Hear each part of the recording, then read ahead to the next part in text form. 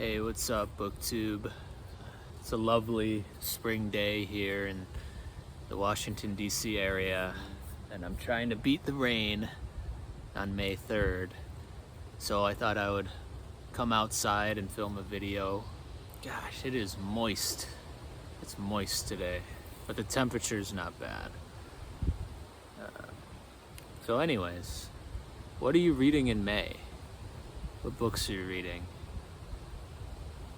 Fiction, nonfiction, something cozy for the return of the warm weather, or are you getting into some diabolical reads? I'm curious. I feel like I don't ask questions a lot on my videos. I just say things. So yeah, what are you reading? I am reading 8 books in May. Fingers crossed. Fingers crossed. I'm going to show you the books, and I'm going to talk a little bit about them. So, first book is 5 books, and they're not that long, which is why I have planned 8. And this is The Belgariad by David Eddings, and Lee Eddings, his wife, I think helped out. That crooked. Yeah, anyways, this is a fantasy series from the 80s, kind of a Tolkien clone, but it's a little different. It's a farm boy who's the chosen one who goes on an adventure, is what it seems like. So this is the 80s, like the 90s and early 2000s, Wheel of Time, like this. The late 2000s, 2010s, Aragon, just like this. The 2020s, that Ryan Cahill book series. A Blood and Fire, or something like that, just like this. So, yeah, these books are kind of short, although the font type is small. But I'm going to try to read all 5 of these this month for my fiction reads.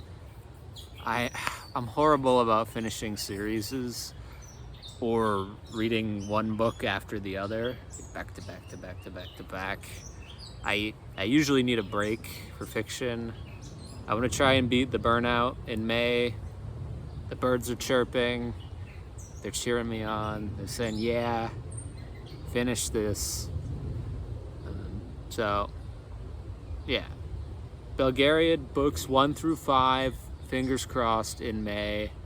You can see I've started it. I'm having a good time. It's nothing special, nothing fancy. Just a classic hero's journey. Young boy, 14, Garyon, venturing out into the world. So I'm excited. I hope it doesn't suck by the end. But the reviews seem to be pretty steady across the first 5 books. So the Eddings is Belgariad. Books 1 through 5 for May. Oh my gosh, I said 8 books. I only have 7. I'll have to add one later. First nonfiction for May, we got The Classic Fairy Tales, edited by Maria Tatar. Now this is a Norton Critical Edition, W.W. Norton and Company. You know how they have all those Norton anthologies. This is a critical look at some of the biggest fairy tales ever, or the archetypes of these fairy tales. So Maria Tatar looks at 6 different fairy tales, that being Red Riding Hood, Little Red Riding Hood, Sleeping Beauty, Beauty and the Beast, Hansel and Gretel, Cinderella, Snow White, and the one I hadn't heard of, Bluebeard. Maybe I've heard of Bluebeard in another setting that I'm not familiar. So each of these fairy tales gets a decent sized introduction from Tatar, talking about the history and which version is the most popular out of all these different fairy tale, not even retellings, but like tellings, because these archetypal stories have popped up all over the world. It's not just Brothers Grimm or Hans Christian Andersen or whoever. There's Little Red Riding Hood or Snow White stories all over the world. It's not just Eurocentric, and they're not all the same too. And this reminds me of what Joseph Campbell said. I don't know if it was in The Power of Myth or I just saw it on the internet somewhere. I think it was in The Power of Myth, that book / interview, where he says, myths are public dreams and dreams are private myths. But what I'm going to is the myth being the public dream, where it's kind of diffused through the world consciousness into these certain types of stories. So yeah, I really enjoy reading myth and fairy tale. So I thought I would check out this critical work. In addition to these 6 tales, it also has 12 critical essays. Ooh. Felt a drop of rain. Was I sweating? I don't know. 12 critical essays on fairy tales. I don't know, I haven't read them. And also some collected stories from Hans Christian Andersen and Oscar Wilde, fairy tales. So, yeah. I started this one as well.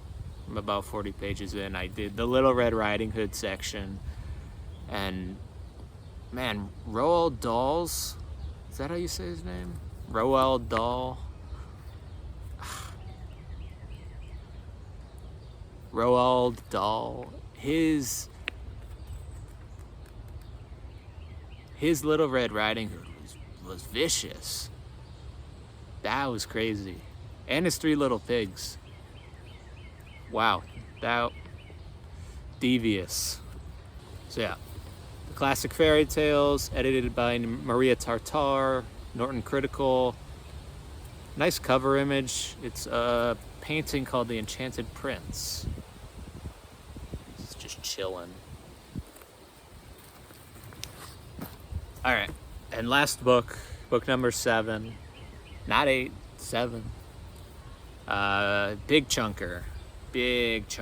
We got the great Isaac Asimov's Chronology of the World. The history of the world from the Big Bang to modern times. Look how big this is. I don't have a small head. This thing is double columned like a Bible. And it is, including the index, 675 pages. Now, you may see that it says Chronology of the World and not just History of the World. This is Isaac Asimov going date by date. I think it's fairly European heavy. I think there's been criticism that he's not diverse enough in his look at history. But he goes through the whole world. From, I started this, I'm not far in at all because it takes a while to read, but he starts from, how long ago was the Big Bang? Sorry. Starts from 15 billion years ago. And Asimov was a scientist, so a popular science writer, so he's pretty good at distilling the scientific topics. of what happened in the universe from 15 billion years ago to how we got to Earth today. So that was a neat read for me because I don't read science often, and I forget everything from high school. But yeah, he does some science, and then once we get to civilization in, I don't know, Sumer, Mesopotamia, things start to get a little more interesting. Now, I'm